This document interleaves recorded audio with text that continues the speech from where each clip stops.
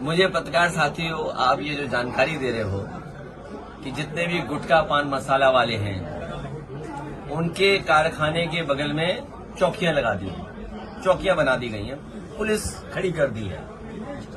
मैं उन सभी कारखाने वालों से कहूंगा कि आपने बड़ा अन्याय किया समाजवादियों के साथ।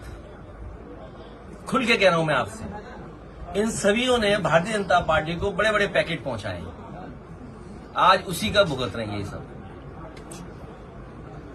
आपको याद होगा दीवाल में कितने रुपए निकले थे, 250 करोड़, और सब बताए गए थे कि हमारे हैं वो पैसे।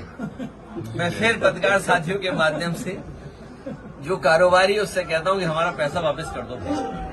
हमें 2027 का चुनाव लड़ना है, कम से कम हमारा जो पैसा आपने बताया था वो हमें वापस दे दो। ये जो गुटके कारखाने या इस तरह की चौकी बनी है, इन्होंने बीजेपी की बड़ी मदद की है। मैं आप लोगों से कहूंगा कि जब आपने बीजेपी की मदद की तो आपके साथ ये हो रहा है। अब आपको विचार करना है आगे क्या करना है। बहुत नाकाम है, इनकी कोई भी योजना ठीक नहीं चल पा रही है, केवल भ्रष्टाचार उसमें शामिल है। इतना भ्रष्टाचार कभी नहीं हुआ होगा जितना हो रहा है।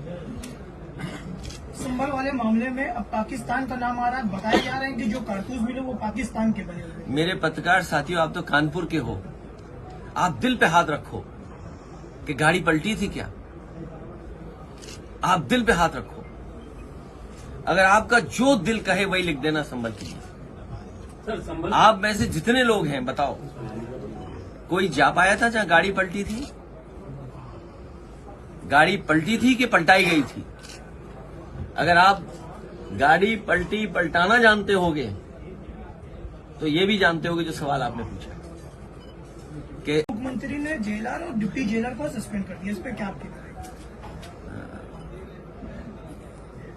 ये दिल्ली का रास्ता खोज रहे हैं। हमारे उत्तर प्रदेश के जो मुखिया हैं वो दिल्ली का रास्ता ढूंढ रहे हैं। कभी जो दिल्ली में हैं आज, इसी रास्ते से दिल्ली पहुंचे थे, और उत्तर प्रदेश तो वो प्रदेश है जो दिल्ली पहुंचाता है। तो ये लड़ाई दिल्ली और लखनऊ की है जिसमें आम जनता पिस रही है, हमारा भाईचारा पिस रहा है, हमारा गंगा जमुनी तहजीब पिस रही है। वहां न जाने कौन सा फार्मूला चल रहा है कि इसी फार्मूले से दिल्ली जाया जा सकता है। इसीलिए आप देखते होंगे इस तरह की घटनाएं हो रही हैं, और जो अन्याय है उसकी सीमा है।